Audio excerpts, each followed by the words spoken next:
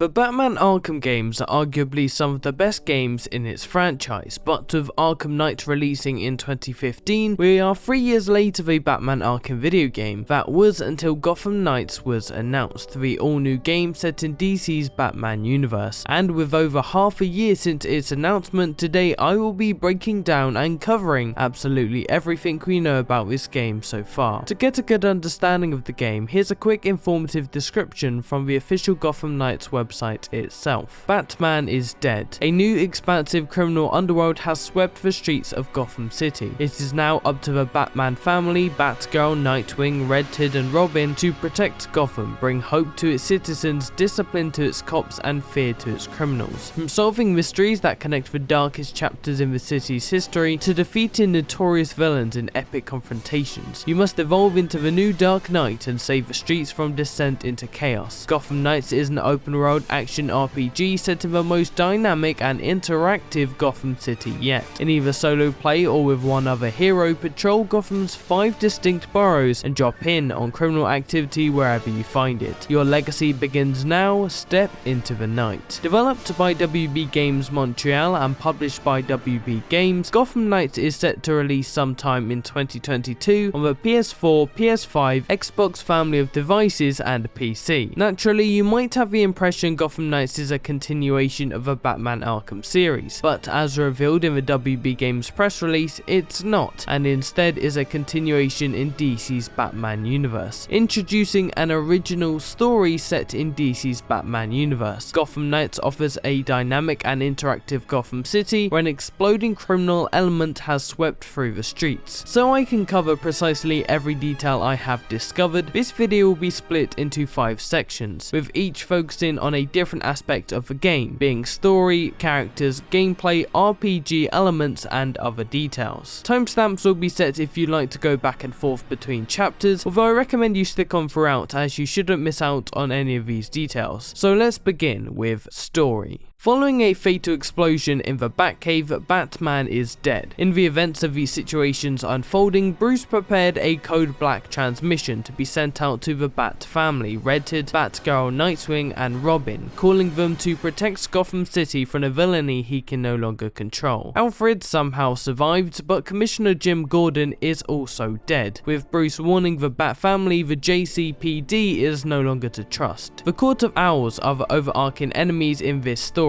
after taking control of Gotham, and it seems the police force as well. One of the 4 playable protagonists in this game, Barbara Gordon or Batgirl, is standing next to her wheelchair when receiving Bruce's transmission, indicating she has recovered from her illness as Oracle and is ready to become Batgirl once again. Our task is to take Gotham's remaining heroes and defeat the villainy of Gotham, and essentially the Court of Owls, with each character having their own character progression as seen in the world premiere gameplay 12 hours into Batgirl's characters. We have the option to switch between 4 heroes of Gotham, so let's break down each character with a description from the official website. Batgirl. Few people can match Barbara Gordon in terms of raw willpower and determination. Barbara has always been a person of action. In her mind, backing down is never an option. Having one of Gotham City's most well-known police commissioners as a father had a massive impact on her. Jim Gordon gave his life for Gotham and now she wants to make sure it wasn't in vain. After a face-off that put Barbara in a wheelchair, she became Oracle, a powerful information and communications expert. With extensive training and rehabilitation, she recovered from her wounds and returned to active duty as Batgirl. Barbara is highly trained in a variety of fighting styles such as kickboxing, capoeira and jiu-jitsu. Her signature weapon is the tonfa. Barbara also displays great skill when it comes to hacking or coding in computers and technological systems to dig for information. Nightwing. Dick Grayson is a natural leader,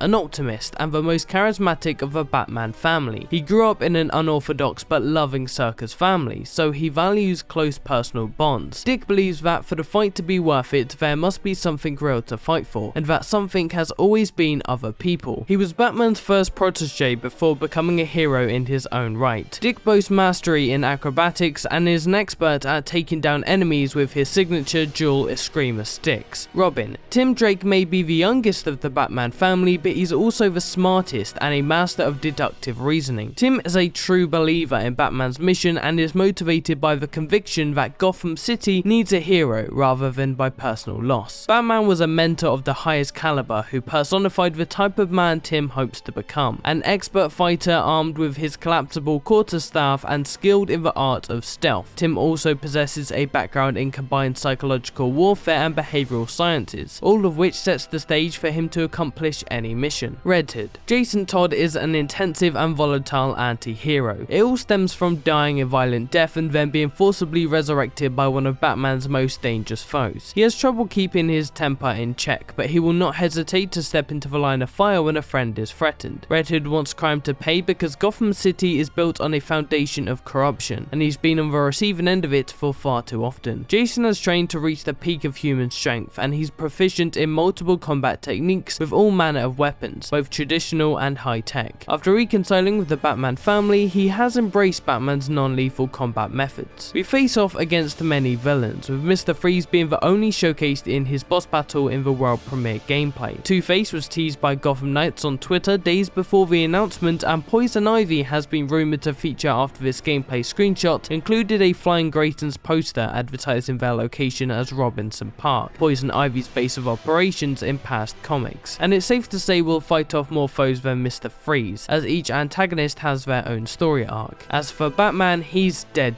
Some of the dev team have made this pretty clear. He is dead and will not be playable, but that won't stop people speculating his eventual return at the end of the story, which isn't a reveal the developers would tell us anyway, so we'll just have to wait and see. Each of the 4 playable protagonists will also have different interactions with these foes depending on who you are playing as. Gameplay. Gameplay is one of the most important aspects of any game, so let's break down the gameplay of Gotham Knights. It's important to address to anyone who wasn't impressed with the world premiere gameplay last year, this was only pre-alpha, and the gameplay will look and run considerably better in its final build when released next year. And as WB Games have delayed the game until 2022 from its original release date timeframe of 2021, WB Montreal have another year to perfect this game. Gotham Knights can be entirely played either solo or in 2-player drop-in drop-out cooperative play. Senior producer Floyd Marty explained this aspect in an interview with some information on the flexibility of which characters can join online games. You can drop in and out of Gotham, Marty explains, and of course bring your own character when you're visiting someone else's Gotham City. And it's an actual untethered co-op play, so you can be in 2 completely different parts of the city if you wanted, and join at some point to take on a specific mission. And that's not the only typical co-op gameplay restriction that WB Games is lifting for Gotham Knights. If your friend is also playing as Batgirl, you can be 2 Batgirls in co-op if you want to. This comes down to the customization options for each hero. This is an open world RPG set in Gotham City split into 5 distinct boroughs. In Gotham City, players can explore the open world action of Gotham and patrol the dark streets of the city's 5 distinct boroughs using a variety of traversal abilities and heroic combat moves, as well as the iconic Bat Cycle. As any of the 4 heroes, you can traverse across the city of Gotham using the Bat Cycle, as well as having the option to run, climb and glide across rooftops. As seen in pre-alpha gameplay, the city is populated with pedestrians who will dodge incoming Bat Cycles and traffic, making the world feel lived in. Crime in Progress missions also return from Arkham Origins, acting as random encounter enemy events in the open world. Batman's Code Black message included Bruce saying, "I'm leaving you the Belfry as base of operations.